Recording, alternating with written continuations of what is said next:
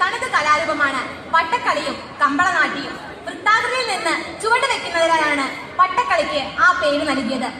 ഒഴിവ് ദിവസങ്ങളിലും വിശേഷ ദിവസങ്ങളിലും പണിയ വിഭാഗക്കാരുടെ കുടിലുകളിൽ വട്ടക്കളി അരങ്ങേറാറുണ്ട്. ഞാറ് നടുമ്പോഴും പറിക്കുമ്പോഴും വയലുകളിൽ പുരുഷന്മാർ കൊട്ടുന്ന തുടിയുടെ താളത്തിൽ സ്ത്രീകൾ ജോലി ചെയ്യുന്നു. അതാണ് കമ്പളനാട്ടി.